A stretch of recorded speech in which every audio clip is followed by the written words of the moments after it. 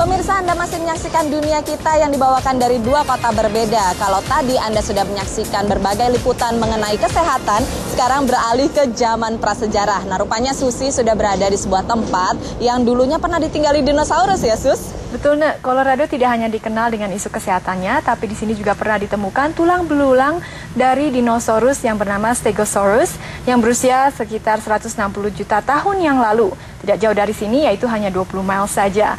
Dan saya sekarang berada di sebuah bengkel yang membuat replika dinosaurus untuk museum-museum dan berbagai tempat di Amerika Serikat.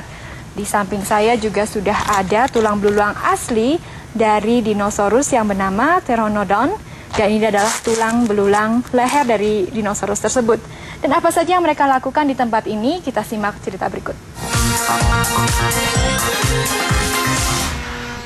Bengkel ini dimiliki oleh salah satu perusahaan perakit dinosaurus terbesar di Amerika. What we're doing is we're trying to present an incomplete specimen in a complete way, because if you just have random bones laying around, different pieces of different bones laying around, it's hard for someone to come in and look at it and understand what the animal looked like in its entirety.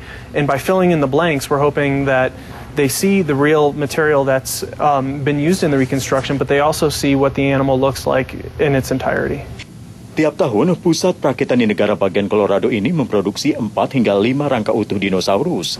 Rangka dinosaurus dirakit sebanyak mungkin menggunakan tulang belulang asli dari hasil penggalian di sekitar Colorado.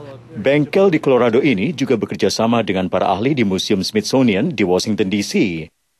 Museum Sejarah Alam yang dikunjungi Dunia Kita minggu lalu memiliki koleksi lebih dari 1 juta spesimen yang memerlukan 3 lantai untuk penyimpanan. National museum, but also an international museum, because everybody really tries to come to Washington once in their lives if they live in the country, but we also get many, many thousands of tourists as well. And so it's very important to us that in our exhibition halls, we reflect not just the local character of what we have, but the national and international characters. Saat tidak merencanakan pameran, Matthew Carano melakukan penelitian ilmiah. Penelitian terbarunya adalah tengkorak Ceratosaurus, jenis predator terbesar. So our Ceratosaurus is a unique specimen. It's the original specimen of Ceratosaurus, the very first one that was found, the one that led paleontologist Othniel Marsh to create the name Ceratosaurus. It's a meat-eating dinosaur. It would have lived in the late Jurassic period, about 140, 150 million years ago. But for more than 100 years, it was the only specimen ever discovered of this dinosaur.